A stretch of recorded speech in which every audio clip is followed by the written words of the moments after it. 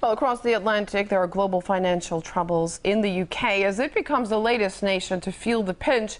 Ratings giant Moody's has downgraded 12 of Britain's financial firms and banks, including the Royal Bank of Scotland and Lloyd's TSB.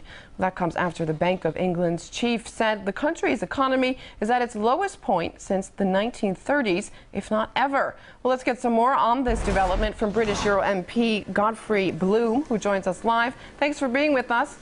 Banks and even countries like the U.S., Italy, have suffered these credit downgrades, I should say, recently. But people are always quick to deny there's anything to worry about. What do these downgrades actually mean? How do they have a real impact?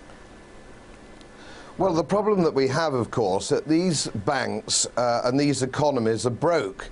And it's the problem of politicians and central banks spending, artificially depressing interest rates, creating a credit boom, and that always creates a bust. Whenever you have a boom, you always end up with a bust. And of course, the problem that we have now is that the chickens are coming home to roost. You cannot continually, a government or a bank or anybody else, spend more money than they raise in taxation. And this is why it's all going wrong. And we haven't seen anything yet. This is going to get significantly worse. And we're hearing this put into the context of optimism. Britain's Chancellor of the Exchequer, George Osborne, believes British banks are strong enough and the government is just taking steps to avoid taxpayers having to bail them out again. Do you think that's the real case?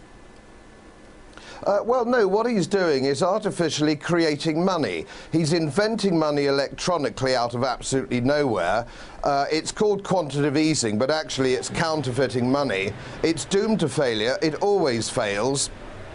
It's failed in the past. It's never been successful. If it was successful, why doesn't he give money printing machines to every family in the United Kingdom that they can put in their attic and print money whenever they want to go and buy something? I've never heard anything quite so absurd. Only politicians and academics could possibly come up with something quite so ludicrous. Let's turn to the Bank of England and their latest statement, if I may. Its chief believes the economy is slowing down much faster than previously thought. What exactly is stifling Britain's growth? Well, we have still far too much public spending. The Chancellor of the Exchequer talks about cuts, but of course he hasn't made any cuts. In the last 12 months, the public borrowing requirement for the United Kingdom has actually gone up. Not down. So whatever you're seeing on your high street or your local council doesn't actually reflect what's really happening. So government borrowing is actually going up.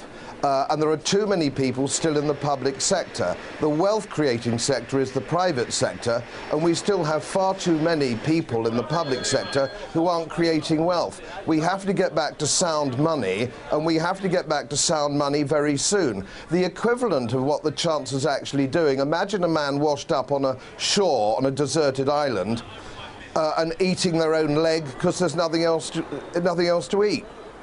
All that's happening is that they're creating money to buy their own debt. It's actually, in any other walk of life, it would be illegal and you'd go to prison for it.